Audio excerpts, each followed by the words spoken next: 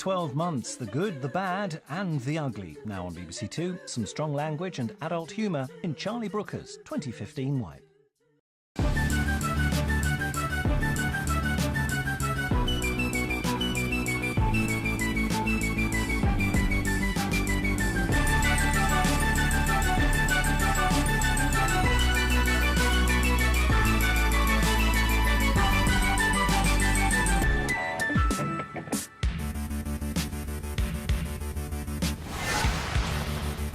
Hello, I'm Charlie Brooker and you're watching 2015 Wipe, a programme about things that happened in 2015. Things like this. Storm Desmond swept in, giving Britain its annual bath. On Sky News, Jeremy Corbyn sang happy birthday to a flood victim and reduced her to tears. Thereby adding to the floodwaters, the idiot. Sky News grief vampire Kay Burley tweeted a picture of a dog looking sad after the Paris attacks. It's heartening, really, to know that even a simple animal can post photos like that on Twitter. In a mortifying TV moment at the Brit Awards, Madonna was accidentally yanked downstairs by a minion. In case you're wondering how it feels to be pulled off by a dancer in front of an audience of record execs, ask your dad. Fans were ecstatic at the release of a thrilling new Star Wars film. If you haven't seen it and you're a bit worried about spoilers, just close your eyes for 2 seconds. OK, you can open them now. Oh, shit, sorry. Thought you still had them closed. There were incredible scenes as British astronaut Tim Peake blasted into space. He's on a daring mission to rescue the man Stranded on the moon in that trite and sentimental John Lewis advert. They called him a hero, but the way the world's going to me, he looks more like a guy chickening out and using an escape pod. All well and good, but let's not get ahead of ourselves. Let's start at the beginning. Usually, the first few weeks of January are kind of uneventful. Not this time. Barbaric scenes in Paris. 12 people have been shot dead after masked men stormed the offices of a French magazine. Oh, God, sorry, everyone. I was hoping to keep it light for the first 5 minutes of this year's show, but this is what happened. Bloody world. In the days that followed, a depressing can of world leaders shuffled along a Parisian street while countless citizens pledged their commitment to freedom of speech. While on apocalypse-ready Fox News, massive anchors were on hand to suggest a nuanced response to the threat at the very top of their lungs. We need to kill them. We need to kill them. Bomb them, and bomb them again. Still, January wasn't exclusively depressing, no. Because an advert appeared which was apparently the funniest thing ever. Don't you wish your girlfriend was hot like me? Yes, this light-hearted commercial in which a sort of disturbing half-apprentice contender, half-Beyoncé centaur twerks his way around the city streets became officially the most hilarious thing that's ever happened. Soon the man behind, or more accurately inside Dave's epic strut, was appearing in all manner of promo opportunities around the capital. He even appeared on daytime culture stalwart This Morning to meet Amanda and Phil. Oh! Epic. I've forgotten about Charlie Hebdo already. Later in the year, the Sun newspaper mocked up a psychosexually confusing front-page image of George Osborne doing the epic strut after it was impressed with his budget. Tell you what, this is going in my big scrapbook of sexy George Osborne pictures. What do you make of your picture on the front of the Sun this morning? You happy with that? Yeah, I almost spilt my coffee this morning when I read the front page of the Sun. Yeah, whatever. Shut up. Come on, give us a twirl. Show us your legs. February was a month when humankind was bitterly divided over colours. Thanks to a mundane photo on social media, this became the single most notorious dress since the one Bill Clinton accidentally laminated in the Oval Office. Problem was, no one could agree what colour the dress was, something every news show on Earth expertly illustrated with fascinating vox pops. I'm going to go with blue. Lilac. It's blue. Well, now it's black and blue, actually. No, it's not. Yes, it is. You know there's a war on, yeah? What colour do you think that is? According to the boffins, your reaction to the dress depended largely on how your brain works, i.e. if your brain works, you couldn't give a shit what colour it is. In illuminating scenes on Sky News, Kay Burley was so bamboozled gawping at the dress, she couldn't see she was trying to talk to a still image of a man instead of a live human. Joining us now from Cardiff is Dr. Ashley Wood, a lecturer at the School of Optometry and Vision Science. Thank you very much indeed for joining us on Sky News this afternoon. What colour did you see it as, first of all? Oh, look at the sadness in his eyes. There was this sort of film thing called 50 Shades of Grey. It was like a cross between a romantic drama and a documentary warning women about a maniac on the loose. There was this woman in it who found herself in a submissive, violent relationship with a dominant man. She goes to interview this rich businessman called Christian Grey, who's become a billionaire despite not being able to pull facial expressions. How about we try a few with a smile? He's a massively successful billionaire CEO with his name all up in huge lettering on stuff he owns. Like Donald Trump, but younger and better looking, and a bit less of a burgeoning fascist tyrant who the world must stop at any cost. Actually, he sort of looks like Colin Firth, but done in Lego. You can see why she falls for him. He's handsome, he's rich, he flies around in a helicopter, he plays the piano with his tits out, and he's got a secret red room containing the world's biggest collection of bumsticks and things you hit horses with. Anyway, at the start of the film, he's a characterless, controlling sadist, but gradually, as their relationship blossoms, he stays that way. It's basically a film adaptation of Punch and Judy, because it's about this weird wooden man who enjoys beating a woman, but without the bit where a crocodile steals some sausages, which might have redeemed it. As a film, it looks glossy and modern, but it's basically your old-fashioned standard romance. Boy meets girl, boy psychologically dominates girl, girl acquiesces to boy's every demand, boy hits girl with crop, boy hits girl with fluffy stick thing, boy ties girl up and yanks girl's hair, boy hits girl with belt, and girl leaves boy having explored the wilder fringes of her own sexuality in a carefully controlled, albeit unrealistic environment. Way back in 2014, controversial human exhaust pipe Jeremy Clarkson had run into trouble for allegedly using a racist word in a Top Gear outtake, after which he was on his final warning with the BBC. So all he had to do in 2015 was keep a low profile. Maybe not punch anybody. Should be easy. Just to tell you that we are just hearing from the BBC that Jeremy Clarkson has been suspended. Oh, Jeremy.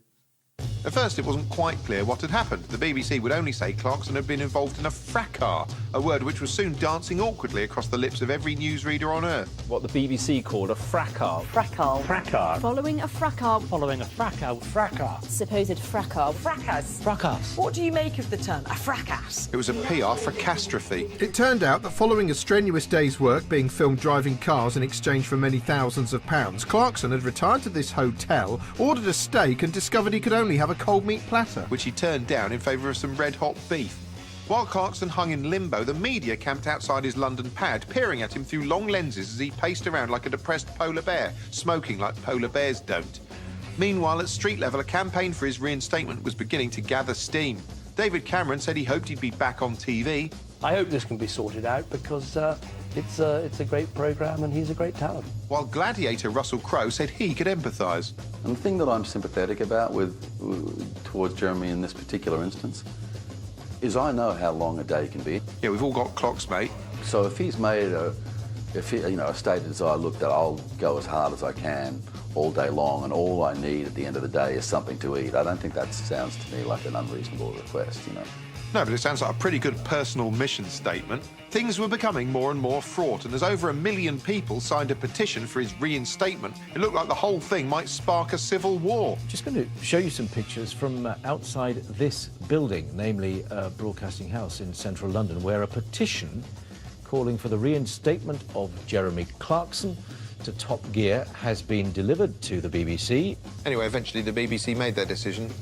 Top Gear presenter Jeremy Clarkson has been dropped from the show. The news then suddenly became a kind of weird obituary, with people queuing up to pay tribute as though Clarkson had died. Even the Director General joined in. I've always been a great fan of his work on Top Gear. And I also believe that his voice and voices like his have a place, an important place, on the BBC. That's good to know. So as long as I carry on speaking like this, my future at the BBC is assured. What is it with the Venezuelans? Bloody animals? Anyway, now Clarkson had gone, there was the little question of where he'd end up.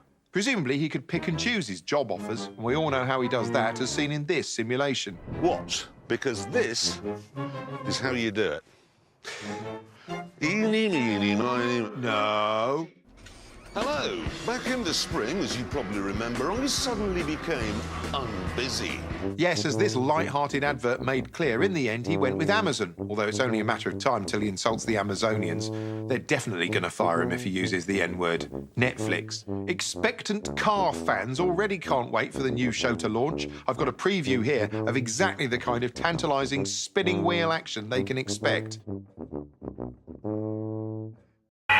Also in March, celebrity hunchback King Richard III had burial II. They dug him up a few years ago and tried to bring him back to life by sticking a plasticine face on him, but that hadn't worked. He'd stayed dead, so now they were planning to throw him back in the ground, a bit like lobbing back a fish you don't want.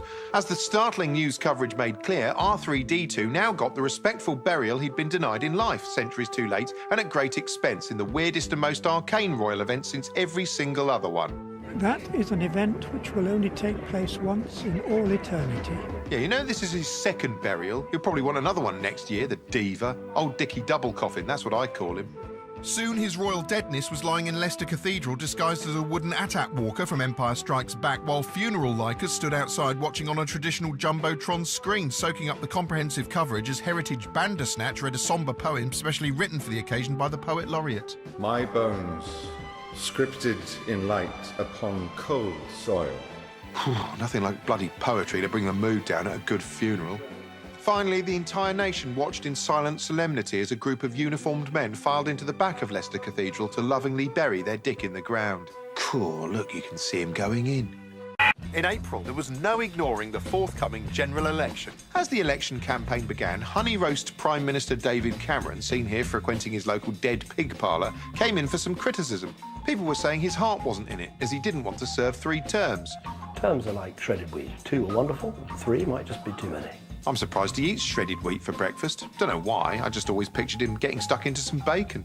HRH Cam Sandwich was also accused of avoiding debate, which is something of a character trait, what with his weird habit of abruptly walking out of shot the nanosecond he's had enough of answering reporters' questions.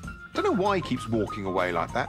Maybe he's one of those shy Tories they keep going on about. It's easy to see why he'd be daunted by his chief opponent, human balloon animal Ed Miliband, a fiery public speaker accustomed to winning over audiences with his powerful rhetoric and catchphrases like, "Oh."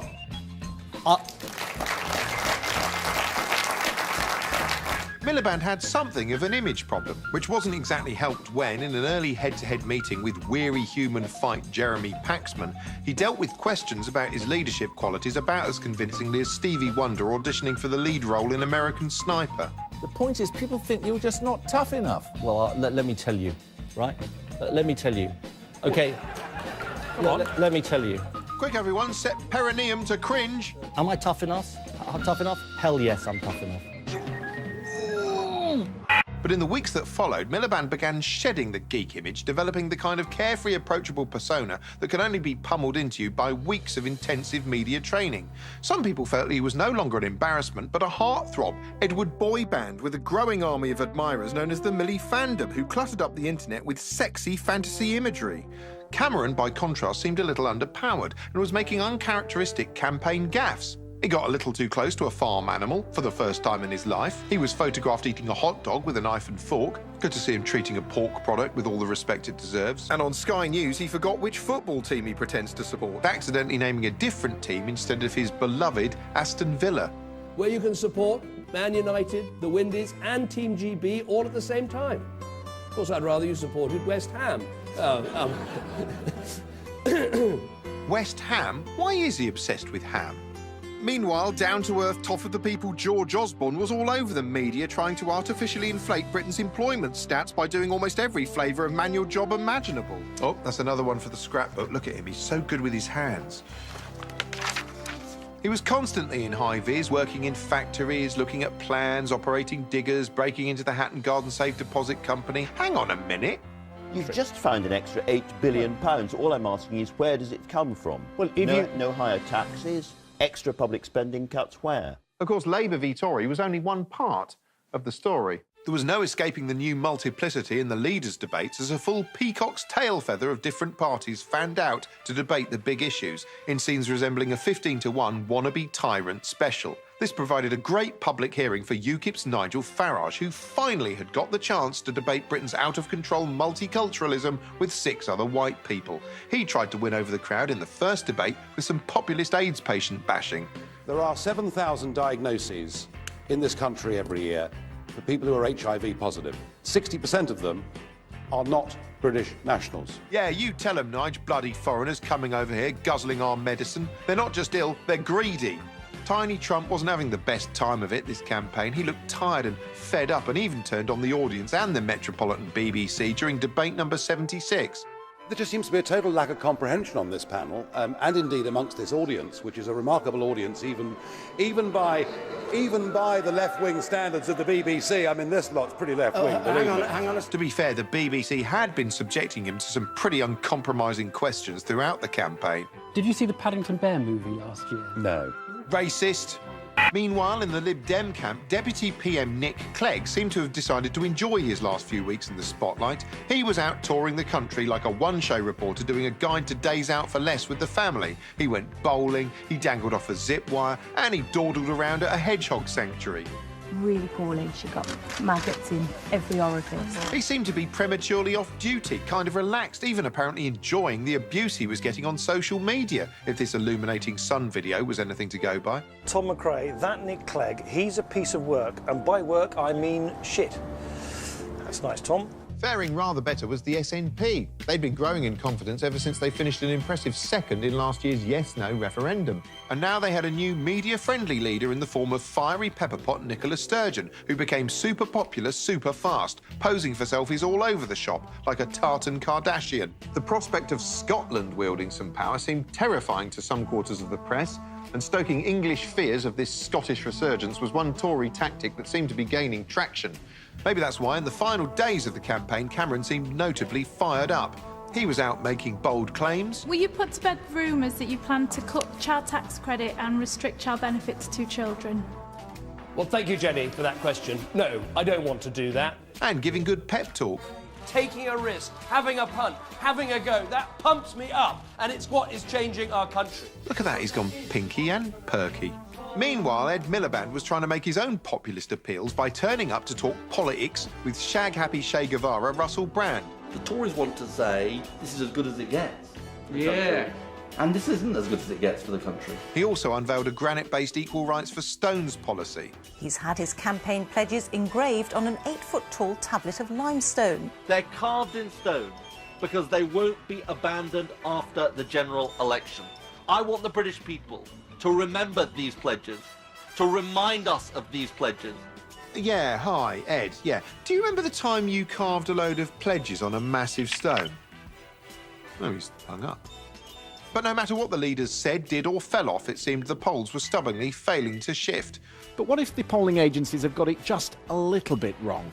Welcome to the BBC's Election Centre. 4 minutes from now, when Big Ben strikes 10, we can legally reveal the contents of this, our exit poll. Anything could happen. It promised to be an epic marathon of constitutional chaos you'd need a degree in woncology to sort out. That's why I'm set for the longest election night ever. Weeks of negotiation and number crunching, and I'm prepared for it all. To make sense of the results, I've got a load of laptops, I've got a slide rule, a copy of the parliamentary guidelines, that 5D swingometer, Paul the Octopus, a ZX Spectrum, I've got a soothsayer, and, to help me stay awake, I've got a thermos flask full of coffee to swig from, I've got a bucket to piss and shit in, and a platter of performance-enhancing drugs. So come on, hit me with the exit poll. Come on, tell me just how complicated and drawn out this is going to be. Oh, I can't wait. It's going to be good. But here it is, 10 o'clock, and we are saying the Conservatives are the largest party. Oh, what?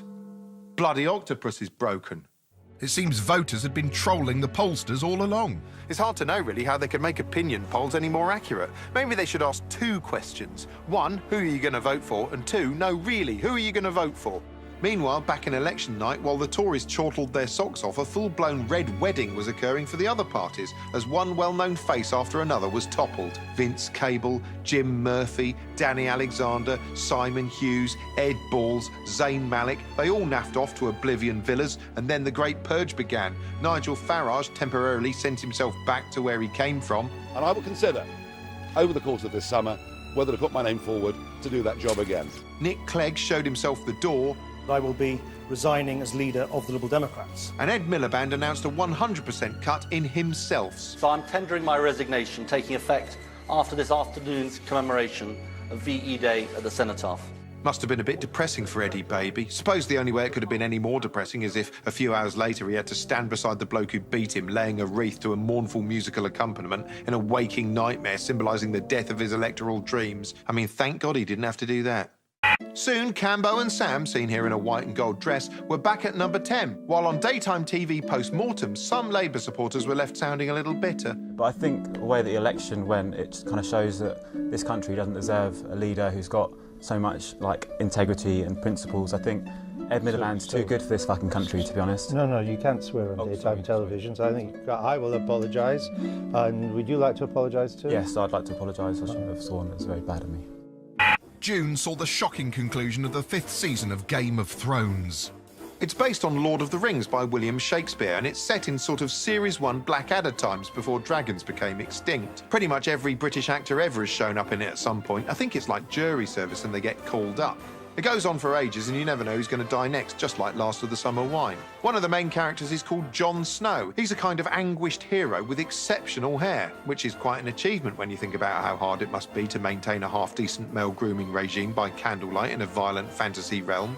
Loads of things have happened to Jon Snow. Every moment of his life has been an incredible journey. He's looked miserable in forests and looked miserable in the snow. He's looked miserable during the night and miserable during the day and miserable because he was about to get off with this beautiful woman and miserable when she shot him with an arrow and miserable in a castle and miserable in a boat looking at a sort of zombie monster thing. He's been on this sort of flat roller coaster of one emotion, which is misery.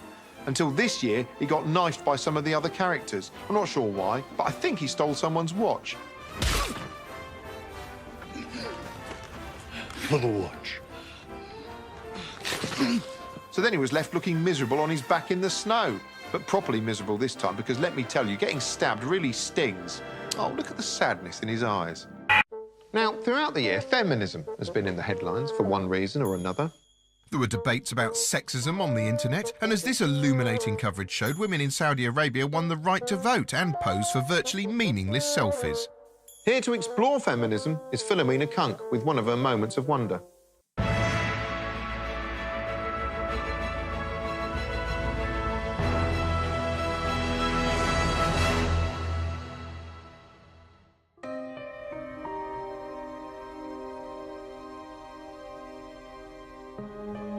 We used to think men were from Mars and women were from Venus, but scientists now believe they both hatched on Earth thousands, maybe even hundreds of years ago.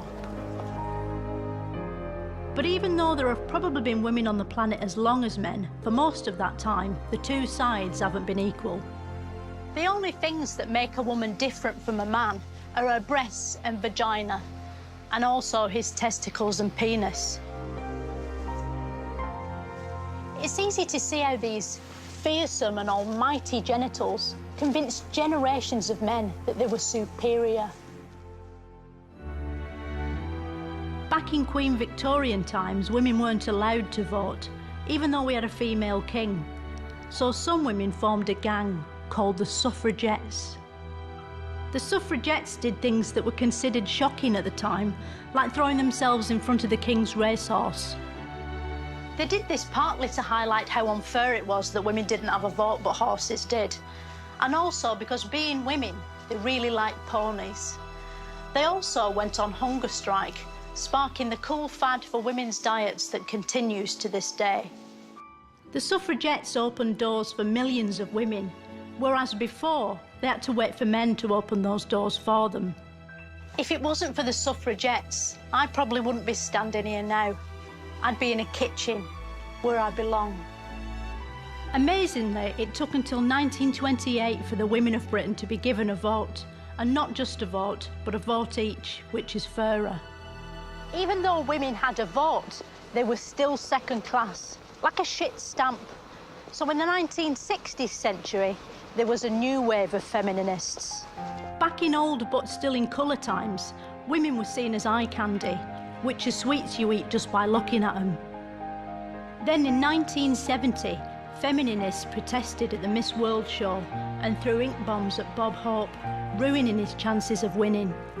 Today, shallow beauty contests are unacceptable and women are more visible everywhere, taking important roles in landmark high-quality television programmes like Game of Thrones and True Detective. Despite all that, today a woman's half as likely to earn over £50,000 a year than a man. And to add insult to injury, that money will most likely have a picture of a man on it, because most banknotes don't have women on them, apart from the Queen, who's on all of them. But what is feminism anyway? To find out more, I asked an expert. Hello, who are you? I'm Mary Evans. I'm a Centennial Professor at the Gender Institute at the London School of Economics. And what is a feminist? A feminist is a person, male or female, who thinks that women should have the same human and civic rights as men. Can a feminist wear makeup? Well, I'm wearing it at the moment, and so I would think that's perfectly possible. But if they found out, they might cast you out, do you think? I'm not sure who would cast me out. I don't think people go around casting people out. If men were women, do you think they'd have been better at doing feminism than we are? I don't think men would be any better than women are at putting forward the feminist case. They're always thinking about sex, aren't they? Like a lot of people, they're thinking about how to pay their mortgages, how to put food on the table. There are lots of questions to fill up everybody's daily lives. Mm. So they're just like us, really, aren't they? They've got their own little personalities. I think they have, and some of those personalities are a lot littler than other personalities, but there's certainly a very, very rich range of them. Yeah. When a feminist looks in the mirror, do they see an equal woman or a better woman? They quite often, like all of us, look for what they want to see, and they look for what they hope to see. You see yourself back to front, don't you, in a mirror? But not upside down. Why is that? Well, hopefully, because that's the way that mirrors are designed. What power's a mirror? Sorry, you're not the mirrors expert, are you? I'm afraid not. How far have we come? Men in vans still whistle at women in the street, though thanks to feminism, the man in the van might be a woman, and the woman they're whistling at might be a Prime Minister.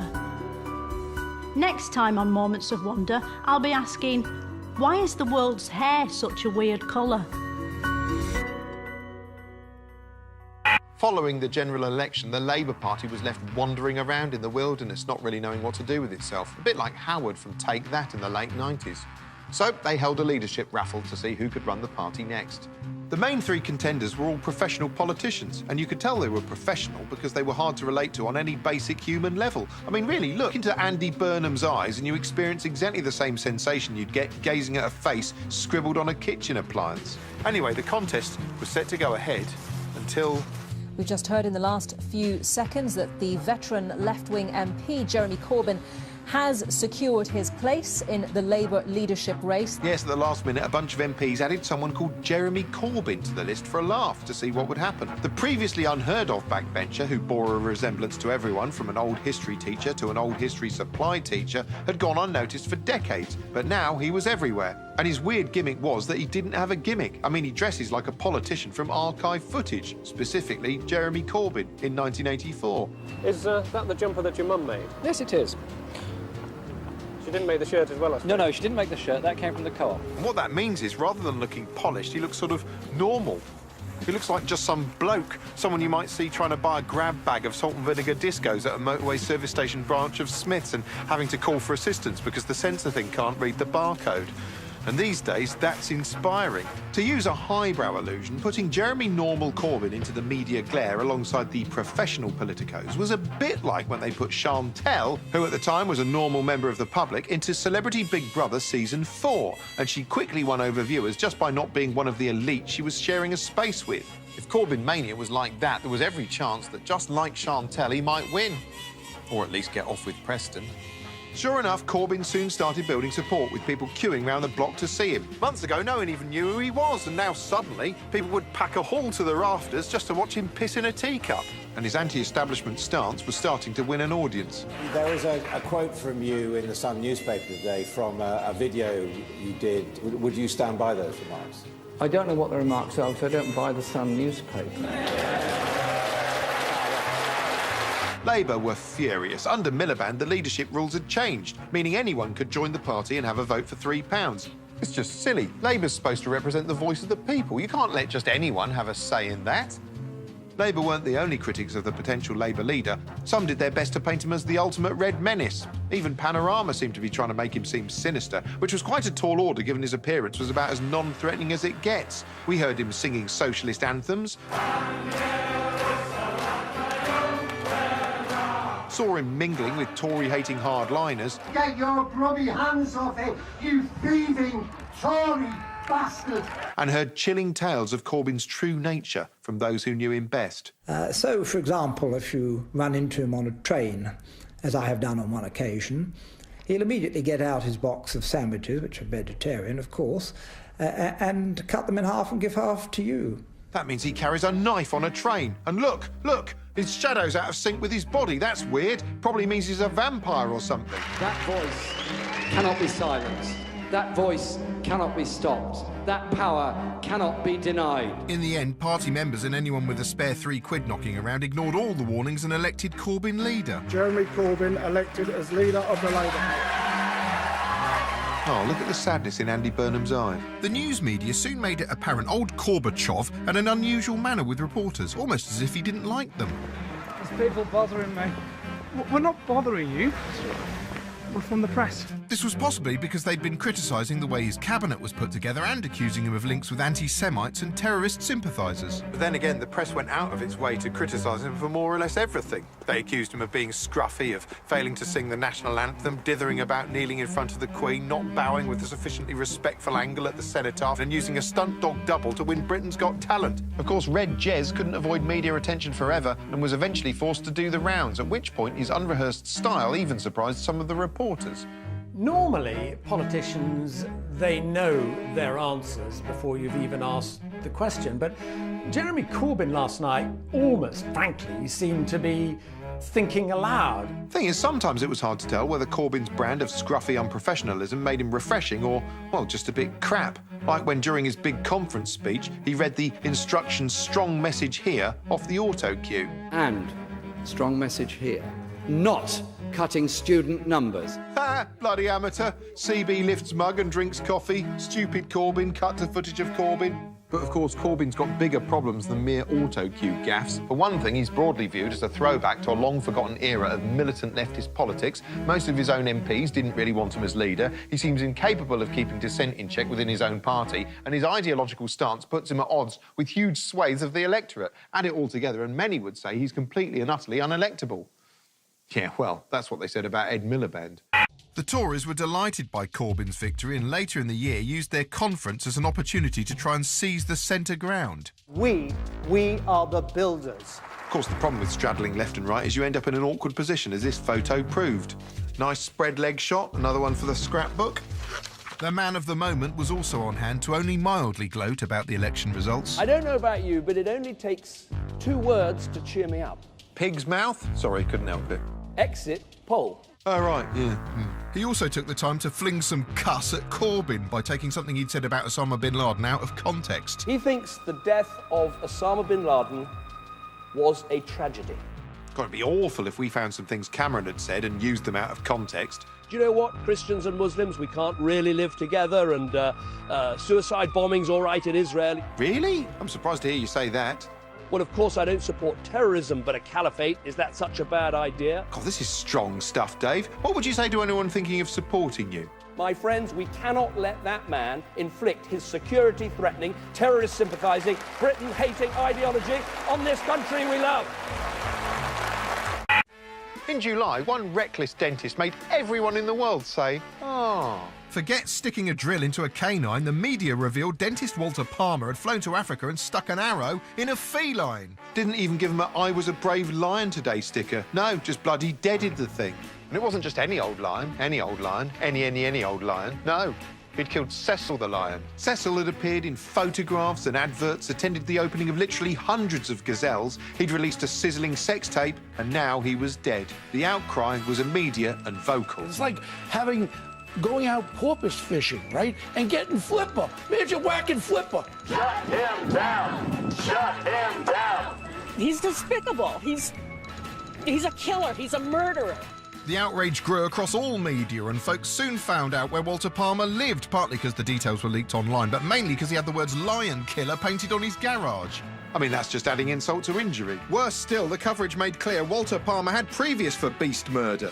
Back then, no one cared about the other animals he'd killed because they didn't have names. Or at least I don't think they did. Maybe he shot their names off too, the bastard.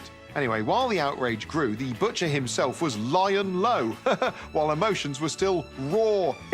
Dead lion jokes. As the news revealed, tributes to Cecil eventually reached Lady Di proportions as landmarks were draped in his dead mane. Earlier this month, Cecil's face was projected onto New York's Empire State Building.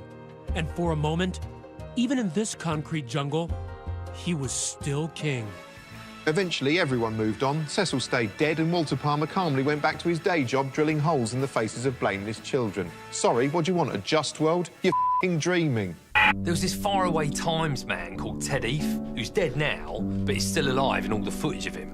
And he was either this sort of famous prime minister who reformed local government and took Britain into the EU, or one of the most horrific monsters our country has ever seen. And it wasn't clear which one he was. I think they were twins. One was called Ted Heath, and the other one was Edward Heath. I mean, they kept talking about both of them on the news. Former Prime Minister Sir Edward Heath. Ted Heath. Edward Heath. Ted Heath. Edward Heath. Sir Ted Heath. Sir Edward Heath. They were the first twins to ever be Prime Minister. Prime Ministers. Primes Ministers. I don't know what the right term is. Thing is, because he looks the same as himself in all the pictures, when you watch the footage, you can't tell which of the Heath twins he is. The good one or the evil one, if there was an evil one, or a good one. It's totally confusing, and that's probably how he got away with it for so long, if he did get away with it. Or the other one did, or didn't. There was another dead politician called Little Britain, and he'd been accused of terrible things too. And again, no one knew if he'd done those things or not. But there's this detective called Tom Watson, who just wouldn't drop the case. I think he works for the Labour Party branch of the police. People got cross with him and called him a witch hunter, but they'll shut up pretty quickly the day he finally does catch a real witch. Entertainment, and ITV introduced a bewildered and blameless nation to Flock Stars, a celebrity sheepdog trial which was only slightly less harrowing than the year's other celebrity trials. It was Strictly come dogging, basically. In fact, just like Strictly, when I look at the pairings, I'm never quite sure which one's the famous one, and I can't help wondering if they're going to end up doing it. Bess and Tony Blackburn. I like the cuddles. Time to release the sheep.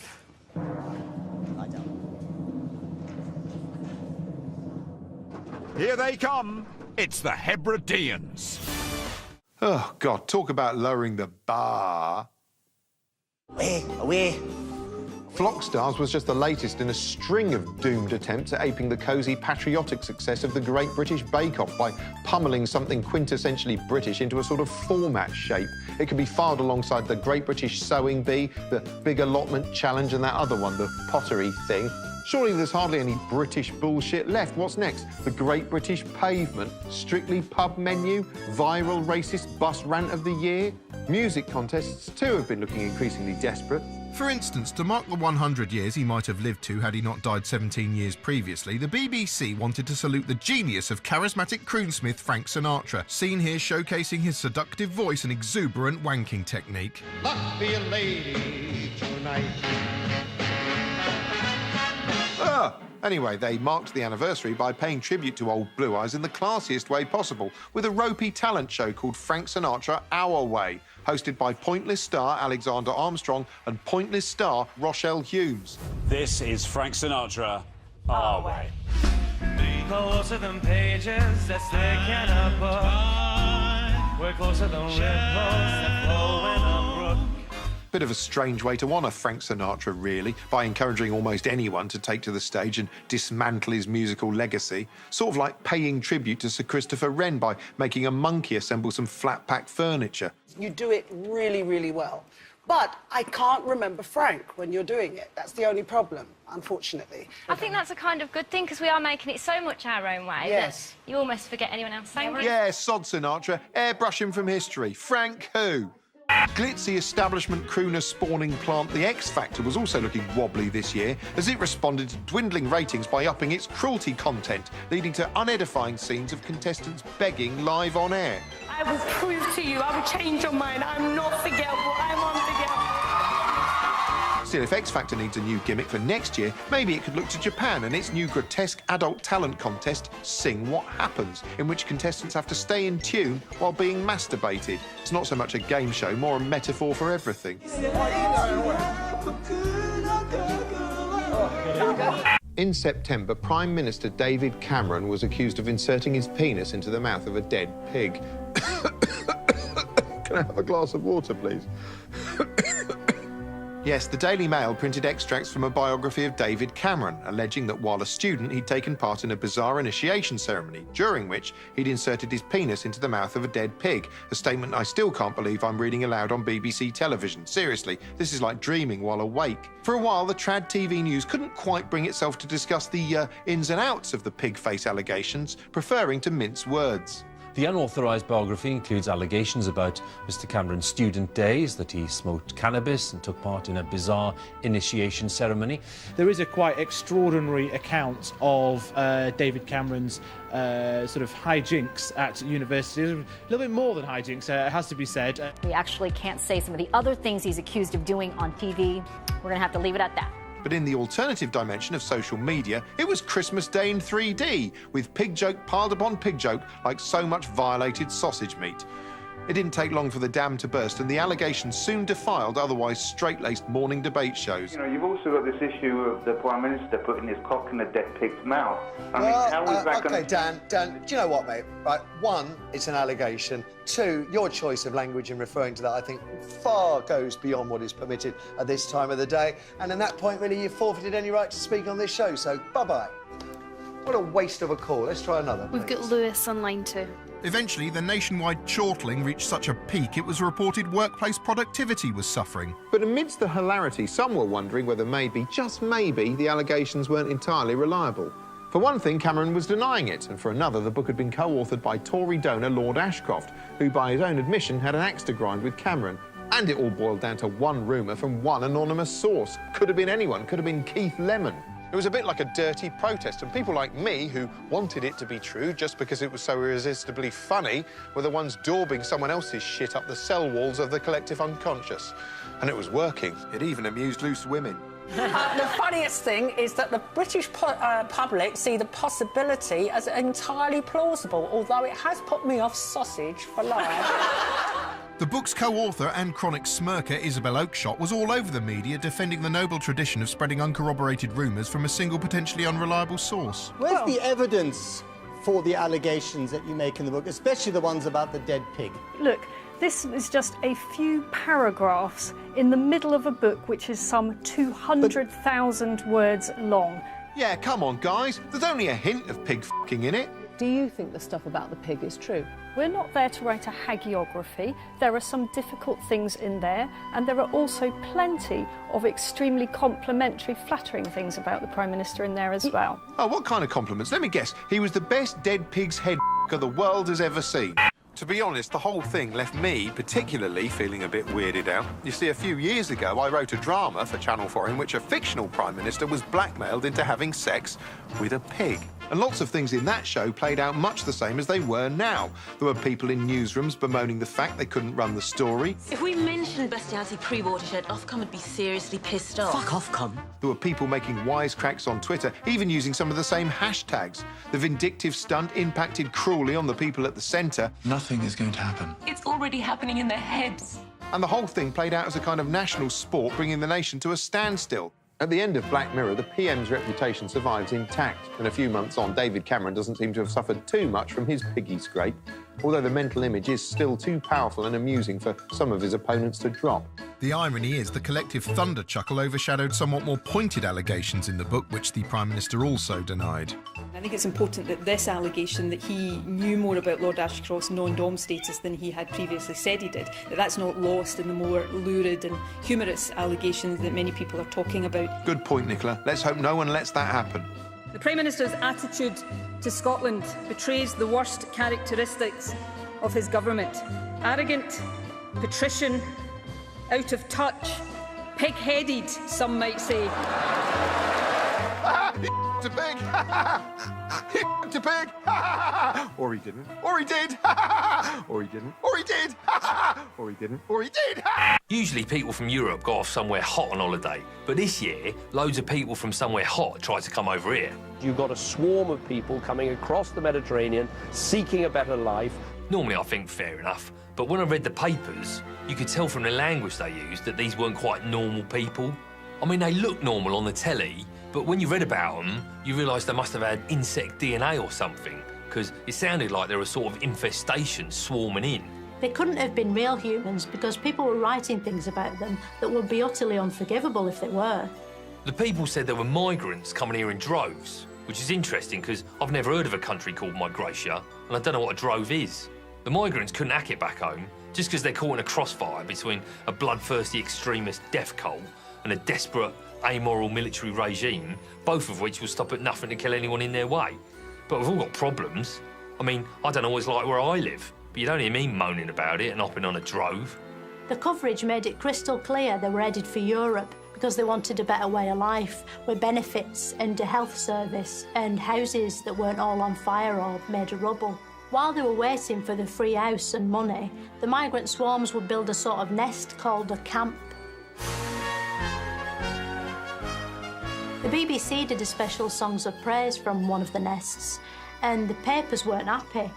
And nor was I. Songs of Praise is meant to be a music show, so why is it suddenly getting all preachy about things?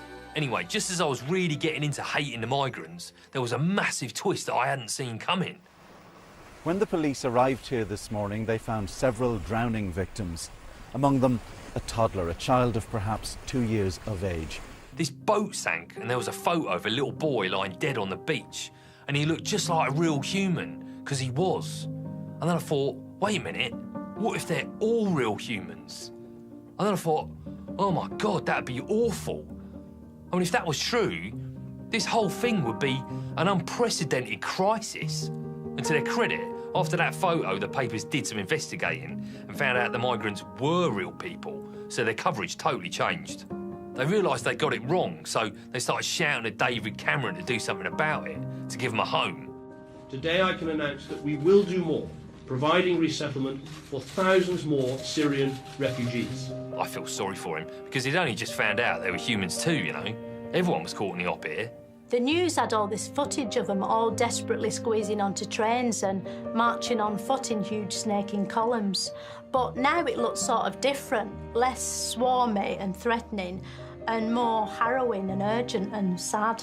And the clever thing was, it was the same sort of pictures you'd seen earlier, but now you knew the twist about them being humans. It seemed totally different. It was like the white and gold dress. Once it's flipped to blue and black in your head, that's it. You can't see it any other way forever. Well, until Paris happened. Then they went back to being a swarm of bastards and criminals again. 2015 was, of course, the year fictional construct Marty McFly arrived in futuristic Hill Valley in the light-hearted blockbuster Back to the Future 2. So naturally, people were keen to compare how the movie's vision of today had fared with the reality. And the truth is, our present-day reality is even more sophisticated. I mean, in the made-up 2015, people used hoverboards to zip around on, whereas today, arseholes have actually evolved wheels. In Back to the Future, they had robots in service stations, whereas today, we've already got robots in our homes, such as Pepper, the social companionship robot, who went on sale this year in Japan, promoted by this eerie, haunting video. よかった。よかったのに泣くんですか？いいの。女心はよくわからないですね。 Surely no one could really bear sharing their home with an emotionally void, blank-faced robot that's chained to an iPad all day long. At least that's what my wife keeps telling me via text. But even that wasn't the creepiest technology story of the year. I'm looking for someone other than my wife. Other than my wife. Ashley Madison's right. I'm looking for someone other than my wife. Other than my wife. Ashley Madison's right. I'm looking for someone other than my wife. Yes, this hideous commercial was advertising online cheat mode enabler Ashley Madison, which promised secret affairs for wannabe shagabouts. The site did look really safe, as though you could trust it with your most sensitive secrets. I mean, it had a photo of a woman going shh on the front and a graphic of a padlock, so it was hard to see what could possibly go wrong. Computer hackers have stolen millions of items of customer data from an online adultery website called Ashley Madison. The hackers put the names of everyone who'd been on there on the dark web, which is the sort of internet you look at with the lights off. Anyway, now no one knows where the next privacy breach is going to come from, but we know it's coming. They can hack anything now. Phones, laptops, tablets, webcams. I heard they can even hack into mirrors, like bathroom mirrors, so everyone in Russia can watch you going for a shit. If you've got a mirror in front of your toilet, like I have, for personal reasons. It's almost hard to remember that a few years ago the world was terrified of Al-Qaeda. ISIS make Al-Qaeda look like crowded house. ISIS began as something many in the West psychologically portioned off as happening somewhere over there, atrocities in awful Adesh. But throughout the year, the threat has crept closer and closer to home. Tourists slain on their sun lounges, aeroplanes blown from the sky. It seemed nowhere was safe. A major breaking story in Paris tonight. Reports of explosions and shootings. It's a shocking and confusing picture.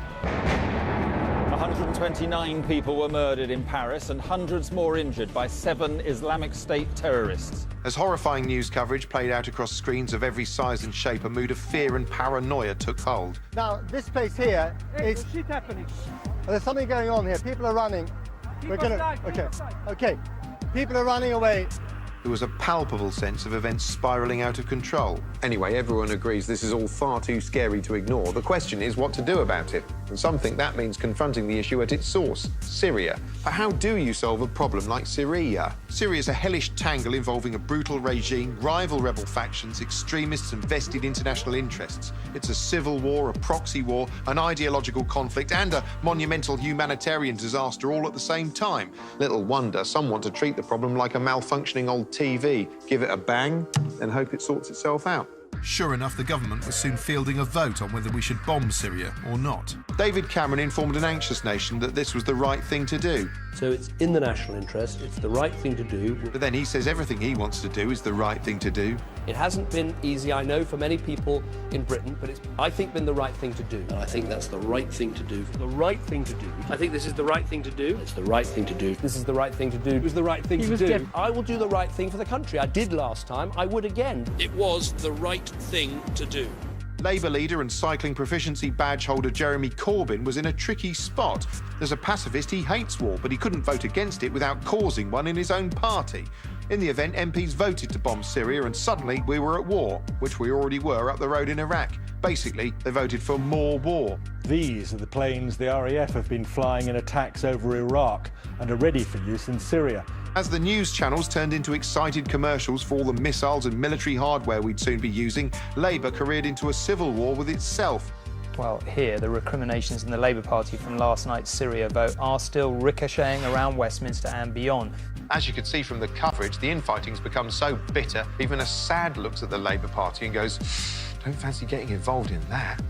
Bombing is one response to terror, scapegoating is another. For years, many have treated the entire Muslim faith as synonymous with extremist atrocities carried out in its name. There are constant calls for Muslims to denounce terror, which they do daily, but the media finds that a bit too boring to publicise. I guess if they were denouncing it while firing an AK-47 into the sky, the news might pay attention. Atrocities like Paris fuel anti-Muslim sentiment still further. Of course terrorists don't represent all Muslims any more than Greg Wallace represents all mammals. This shit is everyone's problem, and most people instinctively know that. They even shout it at terrorist suspects. You ain't no Muslim, bro. You ain't no Muslim, bruv. Said it all much better than I ever could, and thank you, because that will be applauded around the country. Wow, he thinks something somebody else did was the right thing to do. Of course, in the current fevered atmosphere, there's no shortage of people expressing an opposite sentiment. The plan? Number 1. Get a gun. Oh, God, not you again. Sorry about this. I was hoping to keep things festive for the last few minutes of the show, but this is what happened. Buy one legally, learn how to shoot it, and be primed to use it. Do you need to buy guns in America? They're probably just lying around. Donald Trump is running for President of America and the President of America contest. Americans like Trump because he's got loads of money, which is sort of their version of being clever. I mean, he's built all these giant buildings and written his name on them so no one else can steal them. He's all over the news. Like, the news can't stop filling their screens with him, even though he looks sort of weird. I mean, he looks like a sort of guinea pig staring at you through the porthole on a washing machine. There's this amazing stuff on his head. It's not hair. It's like a sort of furry gas. It's like he was born with a squirrel's tail and he's brushed it over his head to pass among humans. As well as looking like a sort of biological car crash, he's got this gimmick. He says horrible things about people, totally slags them off. I never attacked him on his look, and believe me, there's plenty of subject matter right there. That I can tell you. He slagged off John McClane, who was a Vietnam War hero. He's a war hero because he was captured. I like people that weren't captured, okay? I hate to tell you. He slagged off loads of women. You've called women you don't like fat pigs, dogs, slobs, and disgusting animals. Your Twitter account... Only Rosie O'Donnell. He said horrible things about Mexicans. They're bringing drugs, they're bringing crime, they're rapists, and some, I assume, are good people. He took the piss out of a reporter with a disability. You gotta see this guy. Oh, I don't know what I said. I don't remember. It's like if Frankie Boyle decided to use his powers for evil. One of his enemies is all Mexicans, who he wants to build a wall around. He says Mexico's the new China, which it isn't. Tupperware is the new China. He hasn't thought that through. Then there was this mass shooting in California like there is every day in America. But this wasn't one of the normal mass shootings that a maniac does for no reason. This one was carried out by two maniacs for some ideological reason. I mean, it must be scary to think the terrorists have got so good at infiltrating America, it's almost impossible to tell them apart from your normal unhinged maniacs. I mean, you could be calmly minding your own business in the middle of an everyday mass shooting and suddenly realise it's a terror attack. Anyway, then Donald Trump said he'd ban all Muslims from entering the country. And suddenly, even though he'd been saying all these Hitlery things for a while, that was just too Hitlery for everyone. Donald J. Trump is calling for a total and complete shutdown of Muslims entering the United States until our country's representatives can figure out what the hell is going on. Basically, everyone said he was horrible. They started calling him a fascist and that he was starting to look and sound like a racist dictator. Like, even Dick Cheney went on the news and said it was wrong. And he's the bloke who invented filling Muslims with water till they say they're terrorists just to make it stop. Drop up the jam, drop up the jam, the Trump is dead. Super Trump! A lot of pundits predicted that support for him would fizzle out after the summer. That doesn't seem to be happening. It's exciting watching footage of his rallies, thinking, oh, this'll be in a documentary in about 20 years' time with ominous music on it, and here's me watching it live. He says all these things that aren't true, and loads of his followers don't trust the media, so they believe whatever he says. So he can basically create his own mental reality and have thousands of people blindly agree with him. Actually, saying that out loud makes him sound sort of terrifying, but luckily he's also got silly hair you can laugh at. I mean, there's no way Hitler would have risen to power if he had some weird physical thing that made him look silly. You know, like stupid haircut or a little moustache. Oh, fucking hell. The controversy and news on terrorism over the past month seems to have given Trump a boost. Back in late October, there were signs he had started to fade. Since then, he's jumped 13 points in that same poll. Oh, God, you know what? This is making me think there's no hope. I mean, look, you've got this kind of lunacy. Get a gun. You've got maniacs slaughtering anyone in sight. You've got fascistic demagogues capitalising on the whole thing. No wonder that bloke's hiding out on the moon in that poxy, stupid John Lewis advert. It looks like the safest place to be right now, because down here, it's all anger and fear and carnage and despair. And I just wish there was something to take my mind off it. Just anywhere. Oh, look, it's Dave's Epic Strut. Dave's Epic Strut, everyone.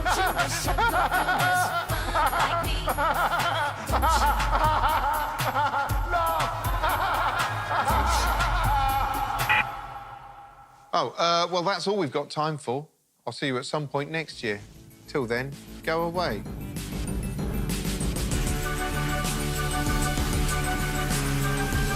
Russell Howard has met his dream girl. Now the nightmare begins as she meets the family. Stand by for a Gert Lush Christmas next on BBC Two.